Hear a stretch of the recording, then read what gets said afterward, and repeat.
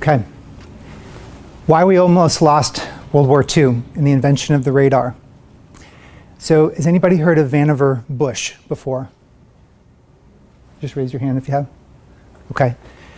So I'm going to talk a little about Vannevar Bush.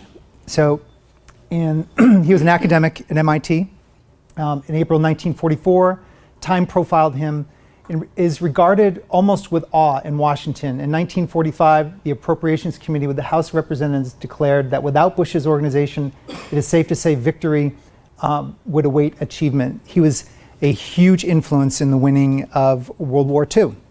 And it was very, very interesting as we talk about he was also, some of you may have heard of him, he was instrumental in nuclear fission in the Manhattan Project, which was the building of the nuclear capabilities of the United States that ultimately put an end to the war. He was also instrumental with penicillin and his malaria, tetanus, and plasma and transfusions. He was an MIT guy that got associated with the military and was asked by Washington to come down and put together a scientific projects and blend them into the military. But the military didn't want him. They were completely adversarial. It was the scientists against the established military. And so we talked about these balloon shots have failed with China and in businesses. We've talked about Blockbuster failing and such, and the list goes on. This is a definition of how something succeeded from a nation perspective back in the early 1900s. So let me go on a little bit further. He developed this process of phased transitions. So phase transition is when water gets down around 32 degrees, it gets cold. But right at that 32, 31, 33, it's in this transition stage and holding that tension between it's going to be rock solid and you can't get through versus it's a fluid substance.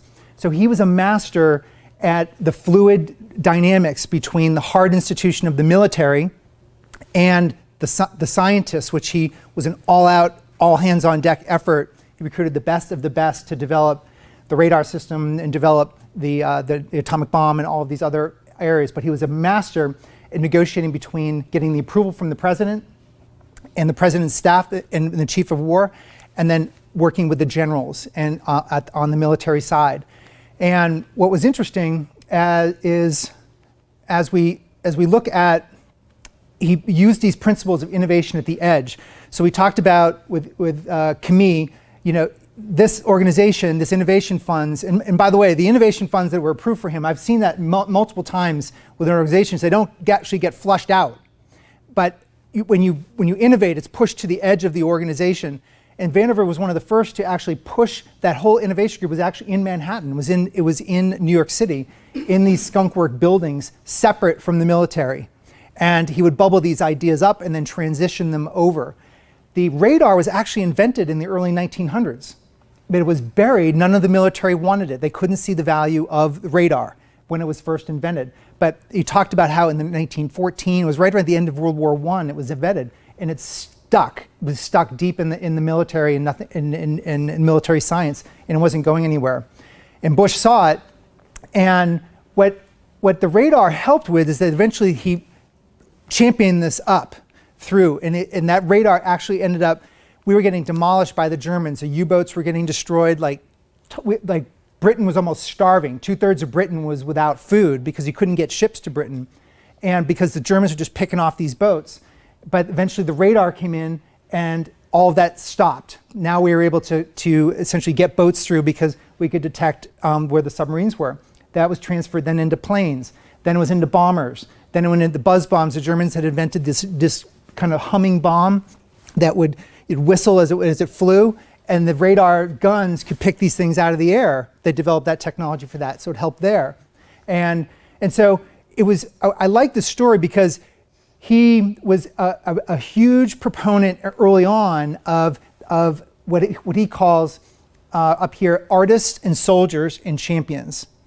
And I've heard this said different ways. As I mentioned, I've been through a lot of innovation exercises with singularity and such, and everybody calls it different things. But ultimately, there's your artists within the organization, soldiers. Soldiers are those folks that they want to keep the establishment moving.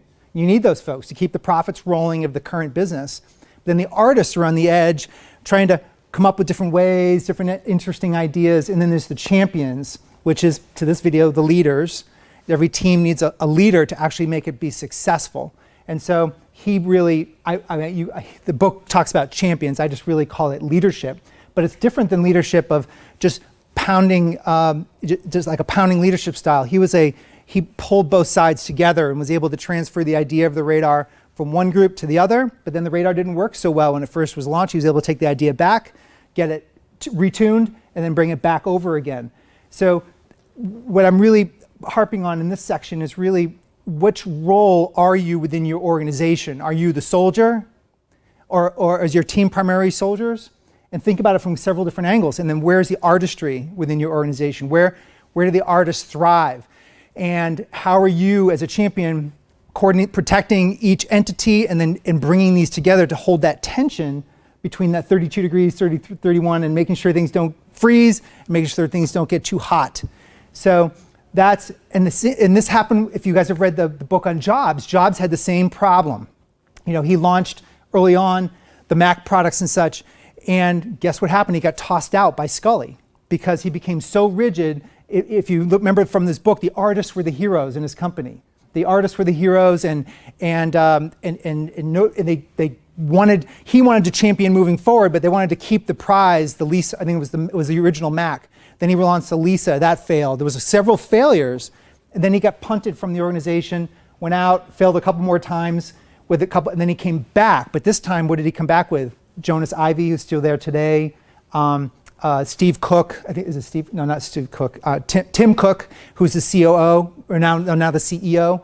But he had people that came in and were able to be the soldiers and the artists, and he was able to manage between. So there was a process for him. So it's very similar in our industry.